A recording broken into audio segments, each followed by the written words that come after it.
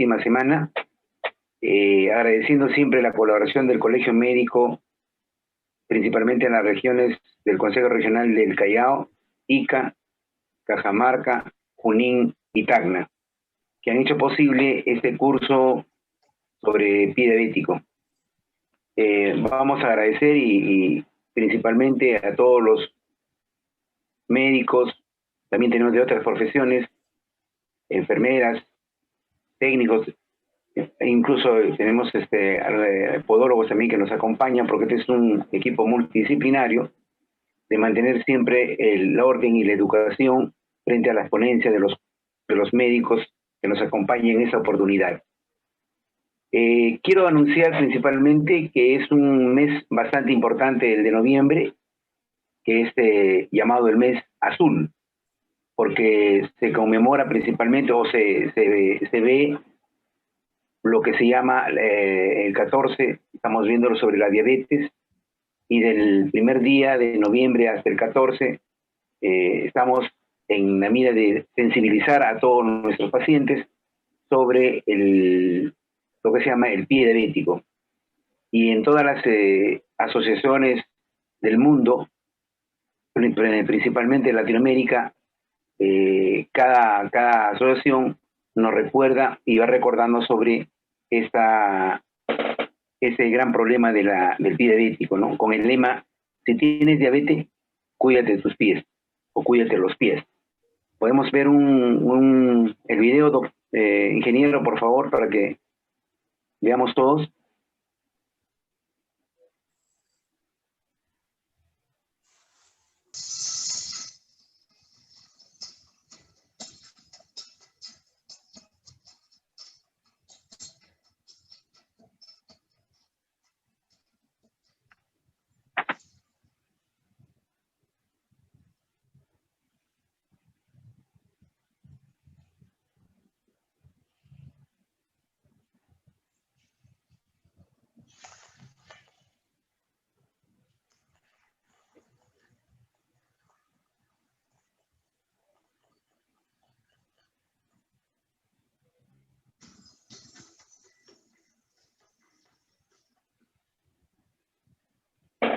Bueno, es un video que se hizo hace más o menos 2 años, en la cual estamos en un congreso internacional y se comenzó con ese sueño de poco a poco sensibilizar a todos nuestros pacientes.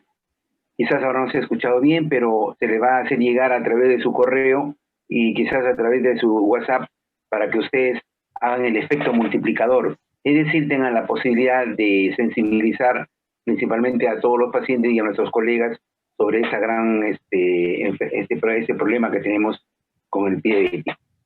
Bueno, vamos sin más preámbulos, a seguir con esta 7ª sesión y vamos a tener el gusto y el placer de presentar al doctor Julio Gamarra Sánchez.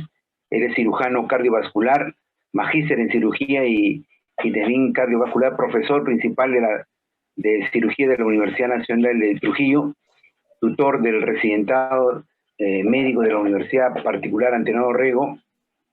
Él es doctor en planificación y gestión de la Universidad Nacional de Trujillo y también ha sido director general del Hospital Belén de Trujillo, director del Centro de Enfermedades Vasculares en Trujillo y es fundador también de la Asociación Peruana de Pie Diabético.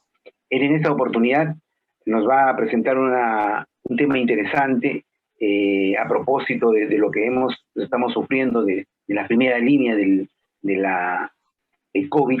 Entonces, es interesante el planteamiento que hace el doctor sobre la atención del pie diabético en centros asistenciales de primera línea. Vamos a presentar al doctor Julio Gamarra Sánchez. Adelante, doctor. Gracias, buenas noches.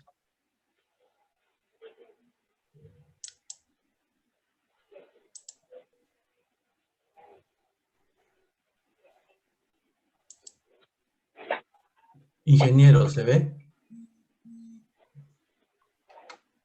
Sí, doctor, amplíe nomás su ponencia.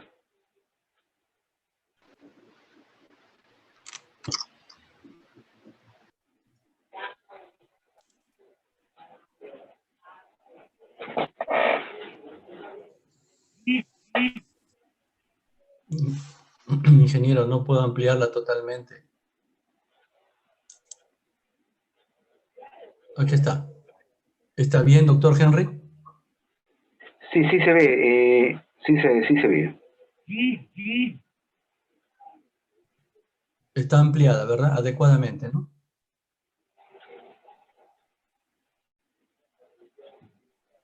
Ingeniero, ¿puedo empezar? Sí, doctor, empiece nomás. Ya, buenas noches con todos. Muchísimas gracias al comité organizador por haberme invitado a participar de tan importante evento internacional virtual sobre el pie diabético. Muy motivado, ¿no? Al ver que varios funcionarios de los diferentes colegios médicos del Perú han coincidido en un solo esfuerzo de poder hacer este evento científico, y también agradecer que me hayan permitido tratar sobre este tema, atención del pie diabético en centros asistenciales de primera línea. ¿La prevención primaria es útil? Yo pertenezco al grupo quirúrgico vascular del Hospital Belén. Entonces, me he permitido ver a través de los años que las tasas de amputaciones, peor aún en esta época de pandemia, no hemos podido disminuirlas, no hemos podido. Entonces, he preparado esta ponencia, que antes de un mensaje académico es prácticamente una propuesta, es un análisis. Espero que sea evaluado, criticado, fortalecido, mejorado, básicamente. Y cada quien puede aplicar este mensaje en su propia realidad. Me refiero a su realidad geográfica. Voy a tratar algunos datos epidemiológicos que no los puedo dejar, el cuadro clínico, los exámenes complementarios, qué hacer en mi centro y puesto de salud, cuáles son los resultados, y voy a hacer una propuesta final a toda la sala virtual. Esta es la última información que tenemos de la IDF de lo que sucederá en el mundo en el 2045. Va a haber un 51% de aumento. En América del Central y en la América del Sur, en nuestra región, aumentarán los diabéticos un 55%, posiblemente, es una cifra calculada. Observen, en África habrá 143% de aumento, mientras que en Europa, debido al control prehospitalario, un 15% de aumento, y se prevé un aumento significativo en los diabéticos tipo 1.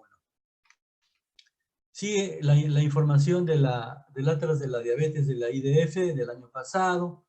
1 de cada 11 personas es diabética en el mundo, constituyendo aproximadamente 463 millones de diabéticos. 1 de cada 2 diabéticos no está diagnosticado, que constituye 232 millones aproximadamente. 1 de cada 5 diabéticos es mayor de 65 años y posiblemente ya esté enfrentando las complicaciones crónicas de la diabetes. Y el año pasado fallecieron 4.200.000 diabéticos, principalmente por complicaciones cardiovasculares. Vamos a nuestro país. Afecta en promedio al 7% de la población, el 97% es de diabéticos tipo 2, la neuropatía diabética está presente en el 57%, es la 8ª causa de mortalidad, es la 6ª causa de ceguera, es la primera causa de enfermedad renal. Nuestros hospitales están llenos de pacientes diabéticos en diálisis. Es la primera razón por la cual se están haciendo las amputaciones. En el 31.5% enfrentaron un infarto agudo de miocardio, y 1 de cada 4 diabéticos va a presentar una enfermedad cerebral vascular, un derrame cerebral. El doctor Seclen, en 2012, en su estudio Perugia, nos informaba que había una prevalencia aproximadamente del 7% y que los diabéticos se concentraban un poco más en la costa. El doctor Bernabé, en 17, nos dice ya aumentó, está en 11%, y en especial en las zonas norte de nuestro país, Piura, Tumbes, tienen la mayor concentración de diabéticos. Carrillo, el año pasado, nos reafirma, hay una prevalencia aumentada de los diabéticos, y es probable que más o menos 2 casos nuevos por cada 100 personas al año estén siendo encontradas como diabéticas, no dejando de perder de vista que por un diabético diagnosticado hay otro que no lo está. Entonces, el examen clínico es la piedra fundamental de un diagnóstico, mucho más ahora en esta época de pandemia. Ya sea el examen clínico en el hospital de base de referencia, en el hospital nacional o en periferia, este examen tiene que hacerse en forma ordenada. Palpar la arteria femoral en la ingle, en un paciente diabético que posiblemente sea vascular, con enfermedad vascular. Desde el pubis hasta la espina ilíaca anterosuperior, en el punto medio usted puede palpar un latido, eso corresponde a la arteria femoral. Si nota que este latido es menos fuerte, menos amplio, por así decirlo, en comparación con la arteria femoral del contralateral, debemos ir pensando que la arteria ilíaca en el abdomen o la aorta terminal podrían estar ya con depósitos de grasa, de ateromas, ocluida parcialmente, y esa es la razón por la que la amplitud del pulso femoral está disminuido en comparación con el otro lado. Solamente palpando al paciente. Podemos ya tener una idea. Palpar el pulso popliteo en la fosa poplitea, se recomienda hacerlo con las dos manos, con los pulpejos.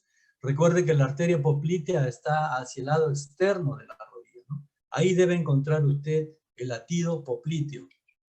Y obviamente, en el dorso del pie, la arteria pedia, que es continuación de la tibial anterior.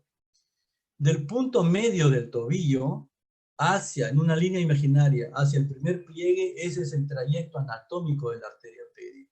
Búsquelo allí. Recuerde que a nivel de la cabeza de los metatarsianos se sumerge, ¿no? Y va hacia atrás tratando de anastomosarse en una anastomosis término-terminal con la tibial posterior. Este es un pie lesionado, estamos palpando la tibial posterior, detrás y abajo del maleolo interno.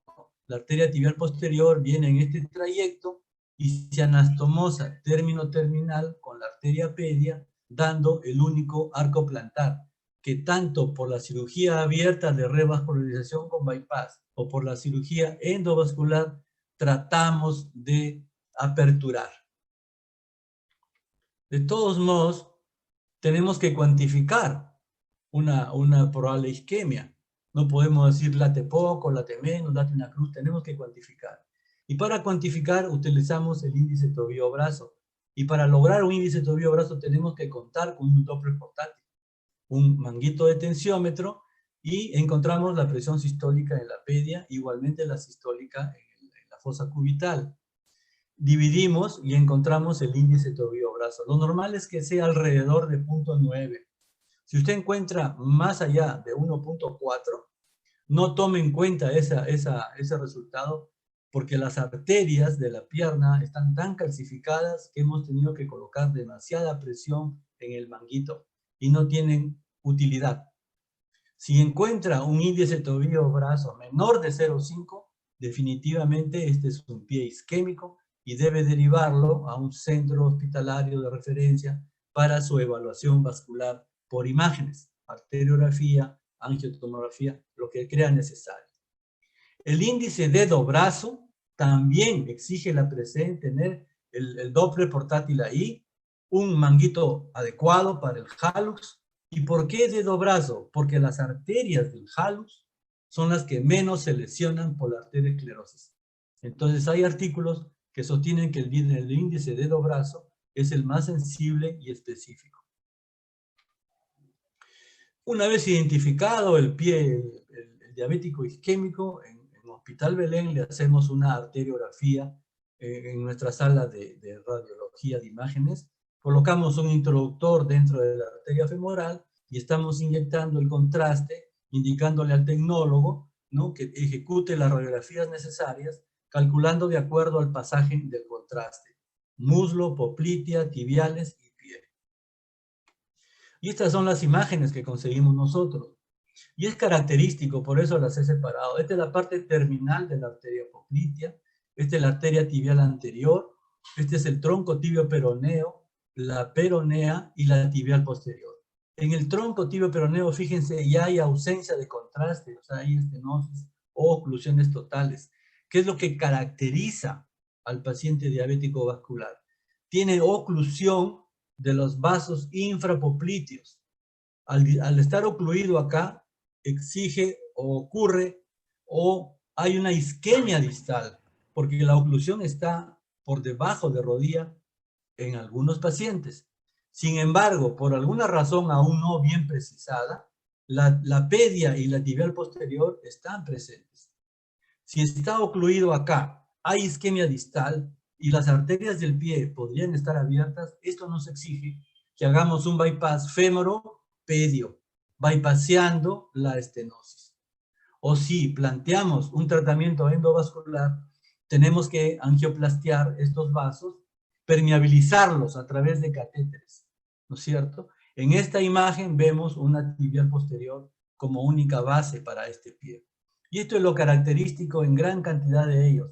La oclusión de los vasos infrarrotulianos por debajo de rodilla, la oclusión de la trifurcación poplitea.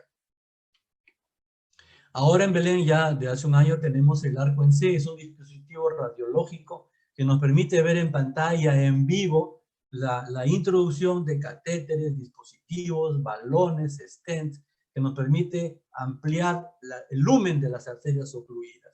Estamos en ese plan de trabajar, ya tenemos 7 meses sin entrar a ello. Esta es la vena safena del paciente, retirada meticulosamente y dilatada. Para que pueda ser utilizada como un injerto vascular, tiene que lograr entre 4 a 3 milímetros de diámetro para ser usada como injerto vascular. Las revascularizaciones abiertas en el diabético, de preferencia, deben de hacerse con su propia vena safena. Acá hay una disección de la arteria pedia, está un paciente isquémico, y esta es la disección de la propia vena safena del paciente. Hacemos una incisión acá y anastomosamos la vena en esta zona que viene desde la arteria femoral, llevando flujo hacia la parte isquémica del pie. Cirugía terminada. Pero a pesar de todos estos esfuerzos, porque es de un grupo que incluye anestesiólogos, intensivistas algunas veces, vemos estas lesiones. Estas son lesiones prepandemia. Entonces la pregunta es, si están llegando estos tipos de lesiones tan avanzadas, ¿qué es lo que se está haciendo en primera línea? Centros, puestos de salud, hospitales de menor nivel, 1 o 2. Necesitamos dar una mirada, capacitar, educar, porque no deberíamos estar viendo esto en prepandemia. Entonces esto nos motivó a hacer esta reflexión. Todos estos procedimientos los hacemos en un hospital con el equipamiento adecuado o la experticia del grupo quirúrgico. La pregunta es, ¿tendrán los equipos para hacer uso de cualquiera de las clasificaciones disponibles en este momento? ¿Tendremos Doppler portátil en centros y puestos de salud? A mí me parece que la respuesta es no, en la gran mayoría de ellos.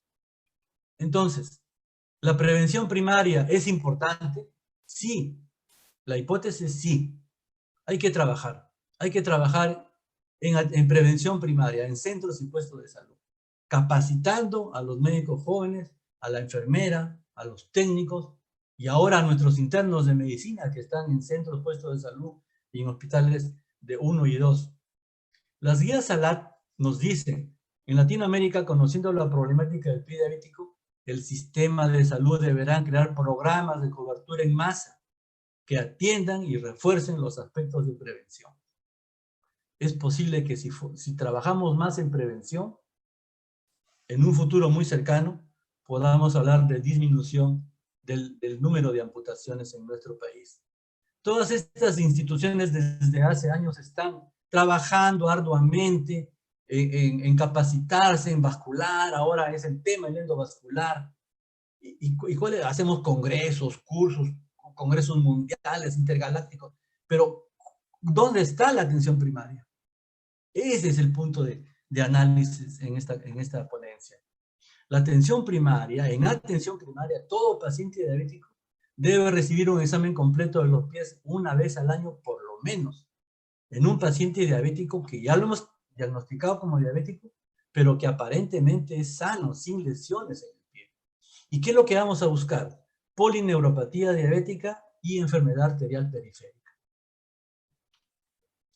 En esta bibliografía nos dice que, nos refiere el estudio que hay actualmente un abandono de los pacientes diabéticos en el control ambulatorio a nivel mundial por la pandemia. Y no solamente los diabéticos, los crónicos, los hipertensos, los obesos, los pacientes de reumatología, los asmáticos.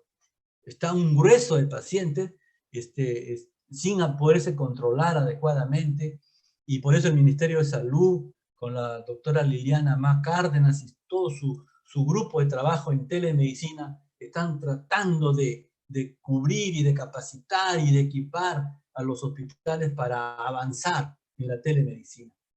Los administradores de salud son responsables de los diseños de políticas públicas y deben de darle mucho interés y enfatizar la prevención, reforzamiento de la educación, mayor acceso a los servicios de salud, evaluación de la calidad de la atención médica y más aún, que hablamos de pie diabético, es un equipo multidisciplinario definitivamente. Estas son las guías clínicas del MINSA en nuestro país del 2016, hechas en una realidad que no es la actual. En consecuencia, esta guía tiene que ser actualizada con la participación de las entidades académicas y de los administradores de salud.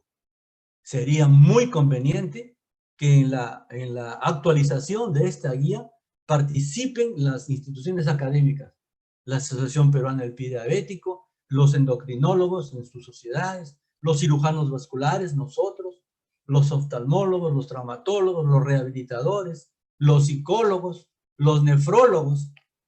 Tenemos que actualizar esta guía adecuada a estos momentos tan difíciles, ¿verdad?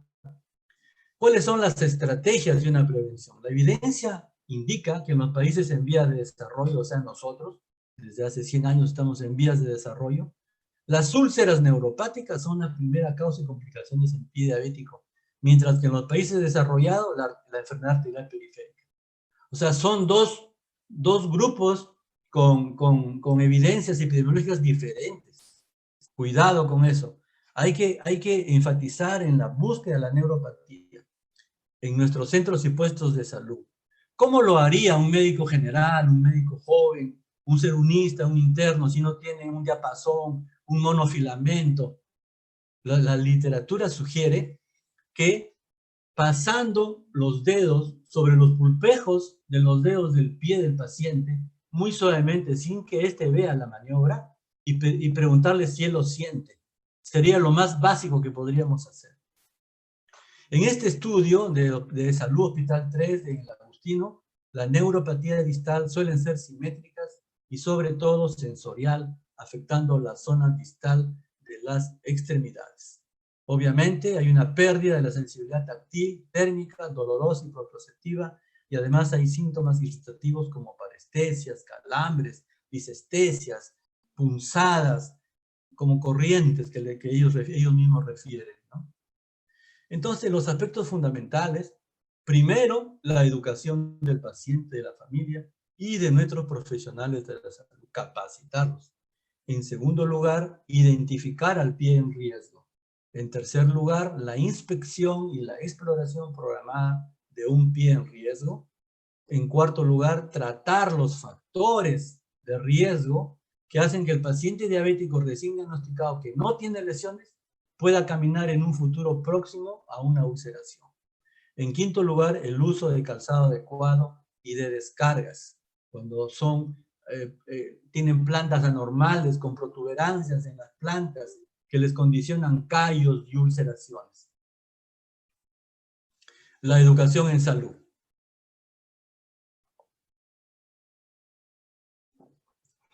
La educación debe ser estructurada, organizada y repetitiva.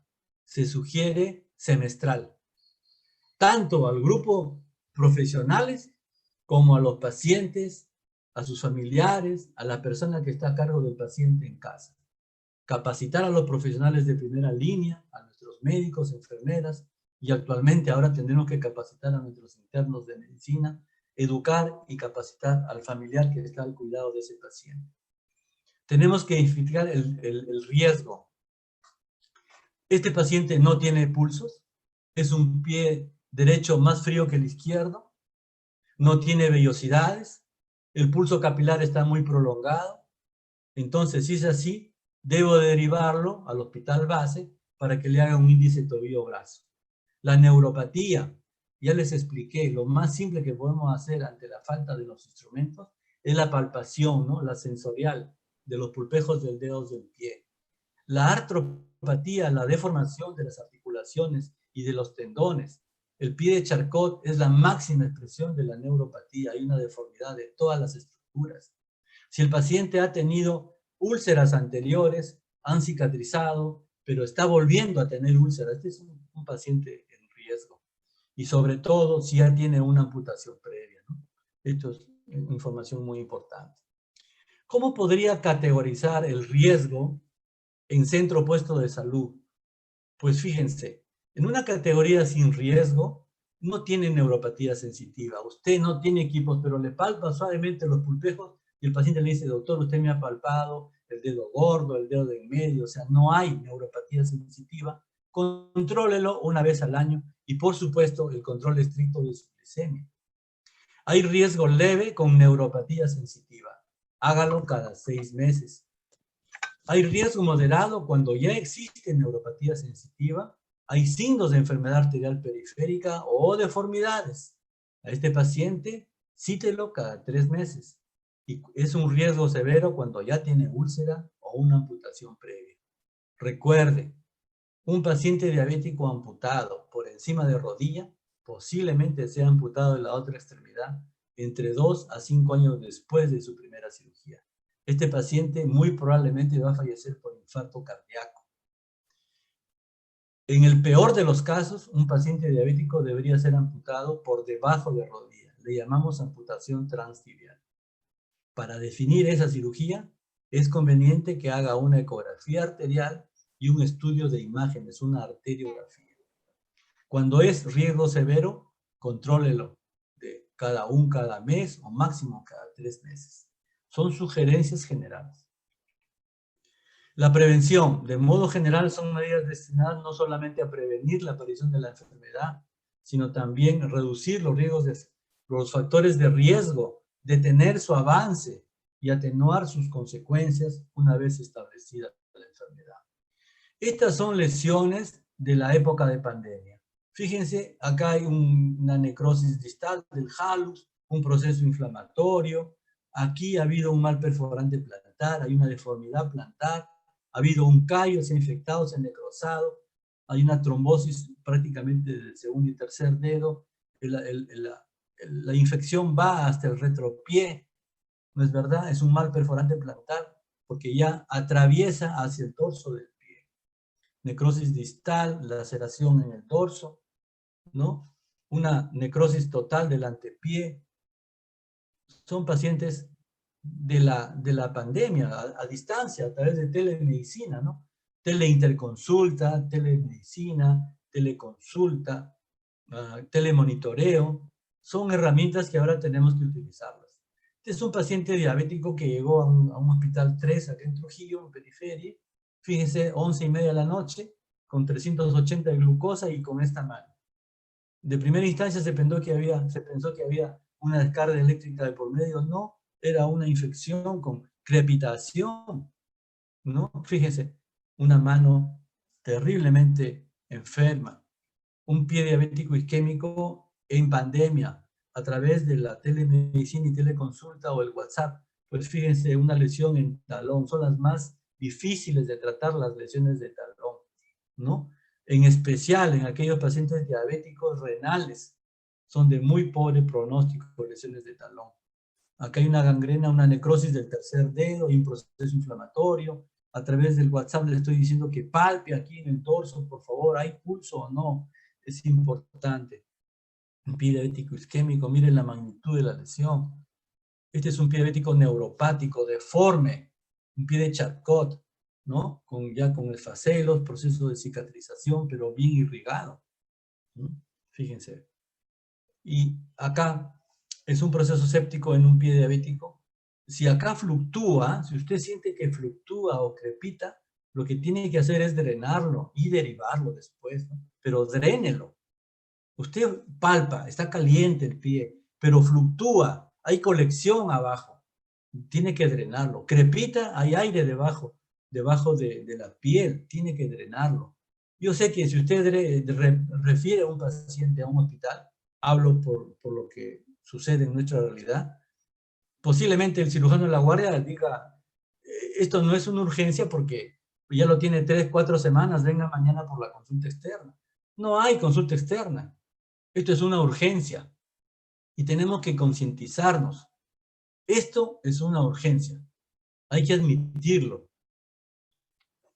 Entonces, la Federación Internacional de Diabetes, un programa estructurado de atención al pie diabético, reduce en forma significativa las úlceras y amputaciones, y sobre todo las amputaciones mayores a los 2 años. O sea, tiene que haber un programa estructurado y también tiene que haber una adecuada capacitación en la atención prehospitalaria, centros y puestos de salud. La prevención y la educación son fundamentales estos pilares. En tal sentido, nosotros hemos acordado hacer un curso de capacitación para evaluar el pie diabético en riesgo en centros asistenciales periféricos, y este es un plan general, ¿ve? Que puede ser adecuado a cada realidad, pero hay que hacerlo. Tenemos que convocar vía virtual a los trabajadores de salud de periferia y vía virtual capacitarlos. Y si es posible, equiparlos. Sería ideal, equipar, fortalecer periferia. Cuando vemos un pie diabético, ya sea en periferia o en nuestros hospitales, ¿qué clasificación usamos? Esta revisión preguntó, ¿qué clasificación usa en algunos hospitales en Latinoamérica? Están usando en muchos de ellos la clasificación San Elian. La clasificación San Elian es la clasificación mexicana. Está validada y esencialmente es cronobiológica. Quiere decir que a usted le llega a su paciente diabético lesionado, con un ataque agudo de pie diabético. Hace la puntuación usando la clasificación San Elian y está en una puntuación grave. Instala un tratamiento, un esquema de terapia, y en una semana vuelve a aplicar la misma clasificación. Si en una semana ha mejorado la gravedad, ha disminuido, quiere decir que su esquema terapéutico es el adecuado, ¿no? Y si ha empeorado, tiene que pensar en otra estrategia. La clasificación Wi-Fi es una clasificación destinada a identificar a los pacientes isquémicos. Muy buena clasificación para identificar pacientes isquémicos. Ambos necesitan de un Doppler portátil. ¿Hay algún centro o puesto de salud con un Doppler portátil? La clasificación de Wi-Fi en el ítem de isquemia dice el índice tobillo-brazo, si es menor de 0,39 es una isquemia grave, estadio 3. La presión sistólica en el tobillo, si está entre 50 y 70, posiblemente tenga posibilidades de cicatrización. Pero si es menos de 50, tiene que revascularizar. Ya sea por bypass abierto o endovascular. Tiene que hacer una arteriografía y tiene que pensar en una revascularización. Si hace uso del medidor transcutáneo de oxígeno, que no está en un hospital MINSA, no está en todo el Perú. Si es menor de 30 miligramos, pues entonces es una piel que no va a cicatrizar si hay una incisión en esa zona. Entonces, pensando sobre la presión sistólica de tobillo, mejoren esta idea, por favor. Podemos poner el oxímetro de pulso, que ahora lo tenemos a disposición. El gobierno ha comprado 800,000 oxímetros de pulso para centros y puestos de salud. Y ponemos el manguito de tensiómetro en el tobillo. Inflamos el manguito del tensiómetro y dejamos de ver la onda prismográfica acá, ¿verdad? Dejamos de ver la onda porque no hay ningún flujo que pase. Y vamos desinflando muy suavemente. Apenas tengamos visión de una onda acá, aquí nos marca la presión sistólica que se obtuvo con el uso del oxímetro de pulso. Para índice tobillo-brazo no está validado. Hay incluso una tesis doctoral española que dice que esto no sirve para obtener un índice tobillo-brazo. Pero esta es una idea. Y me he basado En el trabajo que han hecho los cardiólogos intervencionistas, cuando tienen que hacer procedimientos cardíacos o de aorta torácica, prefieren introducir catéteres por la radial. Entonces, ellos hacen uso del test de Allen para ver la circulación de la mano y hacen uso del oxímetro de pulso. Entonces, un mensaje para llevar a casa, pues, es formemos equipos. Y esto de formemos equipos lo traemos desde hace años, cuando estábamos muy incentivados con el doctor Rolando Vargas, endocrinólogo de Piura, y se hacíamos eventos, pero no hemos podido medir el resultado de estas capacitaciones en la disminución de la tasa de amputaciones en nuestro país. Hay que educar a nuestro paciente, educar, fortalecer la atención primaria, esto es fundamental. Educar a nuestros médicos jóvenes y fortalecerlos, equiparlos. Hay que hacer un diagnóstico precoz. Tenemos que establecer un sistema de referencia oportuno. El tratamiento debe ser protocolizado. Hay que evaluar los costos-beneficios. Hagamos investigación y en el mejor de los casos publiquemos nuestros resultados. Intercambiemos información norte, sur, para poder mejorar esta realidad. Hay que disminuir las amputaciones y pienso yo fortaleciendo la atención primaria. Esta es la playa que identifica Trujillo, Huanchaco. Muchísimas gracias.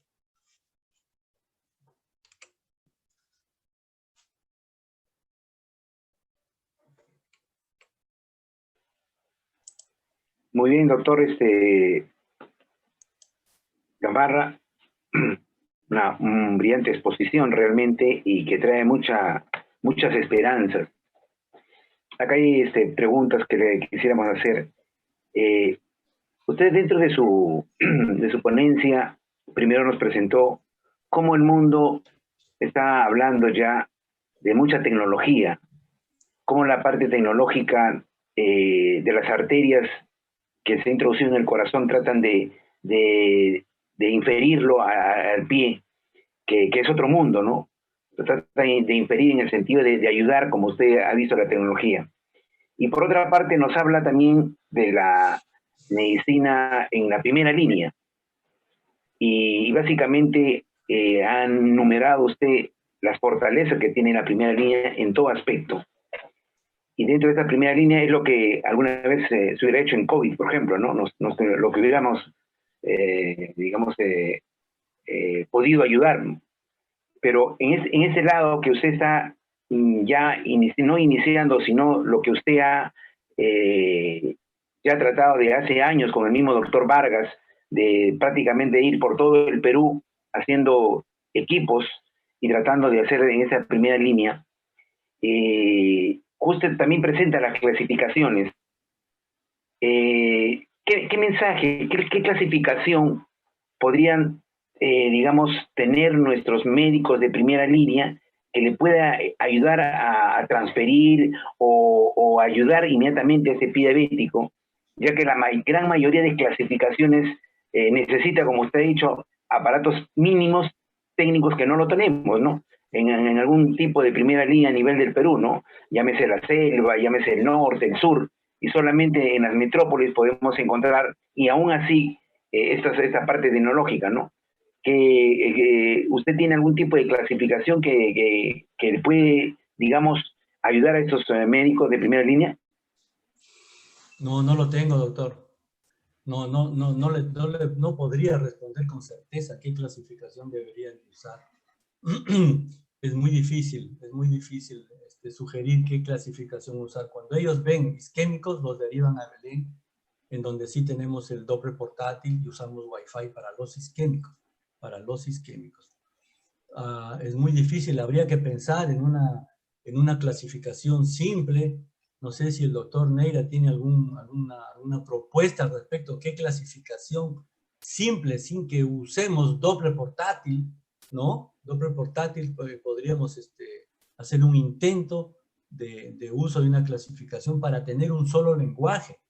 Porque usted puede usar Wi-Fi, en el hospital Sabogal usan San Elián, en el hospital Almenara usan la clasificación, no sé, pues de las universidades, Entonces, se hace como una torre de Babel. Cada institución habla un idioma y los resultados no se pueden comparar, ¿verdad? Entonces, creo que un buen paso sería consensuar qué clasificación vamos a usar en los hospitales sede.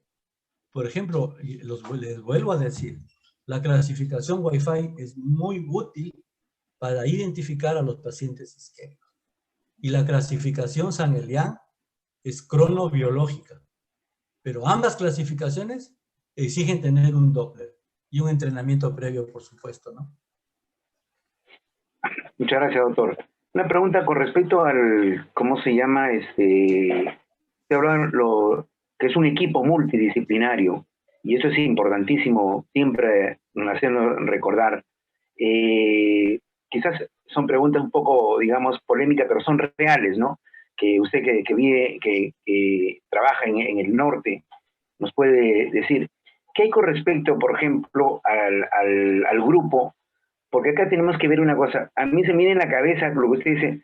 Sí, en primera línea, perfecto.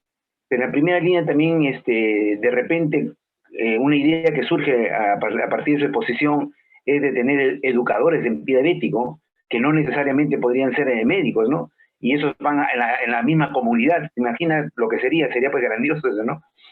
Y de repente ahí podemos desviar, digamos, a muchos podólogos que realmente los tenemos y no los tenemos, ¿no? ¿Por qué? Porque son personas que han estudiado, pero que lamentablemente no es reconocido por la parte de salud y tampoco es reconocida por la parte de educación. Y en esa lucha están ellos año tras año, y yo creo que también nosotros como médicos tenemos que, digamos, poner un granito de arena para decir cuál es el aporte. Y no solamente existe en el Perú, acuérdense que hay muchas partes en el mundo que recién se está viendo este punto, ¿no?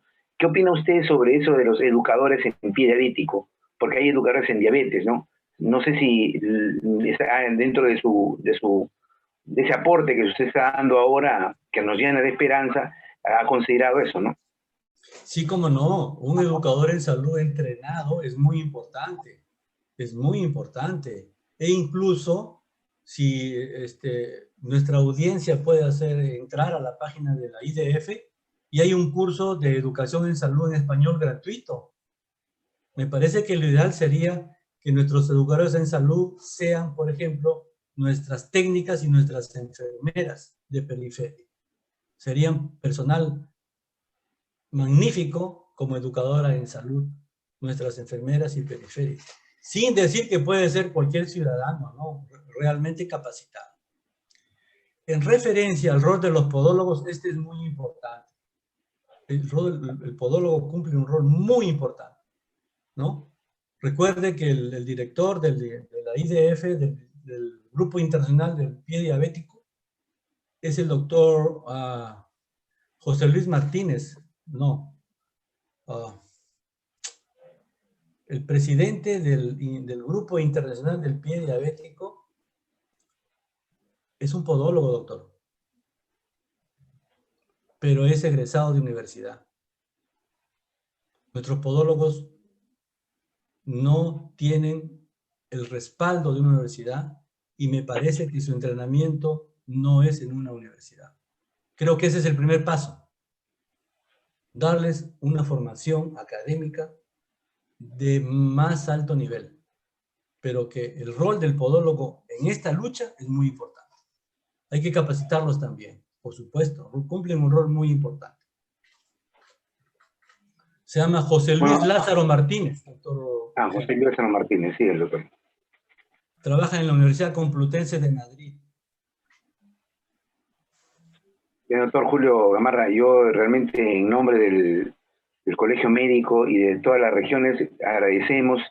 Hace una charla, una ponencia bastante didáctica y sobre todo con muchas esperanzas, ¿no? Porque como usted dice y ha mencionado, haciendo la acción primaria nos ahorraríamos una cantidad inmensa disminuiríamos una cantidad inmensa de amputaciones y de todo el punto de vista económico sería pues un gran avance por toda esa, si bien es cierto en una pandemia del COVID, pero también hay que ver que es una gran pandemia también del pie diabético y que causa mucho más muertes todavía, ¿no? Por todas esas complicaciones. Nosotros en nombre del comité queremos agradecer esta ponencia y seguro que va a ir nuestro agradecimiento y el certificado que va a ir como reconocimiento a su intervención, y creo que no será la primera, y de repente tomamos esa idea que usted dice, ¿no? De comenzar a fortalecer esa primera línea capacitándolo, ¿no? Y qué mejor de lo que usted, el programa que usted ha presentado, que es un programa interesante que hay que revisarlo, y en nombre de toda esa gente que necesita ese apoyo que son los pacientes, se lo vamos a agradecer. Muchísimas gracias, doctor, por su brillante exposición. Muchísimas gracias. Muchísimas gracias por su invitación. Buenas noches a todos.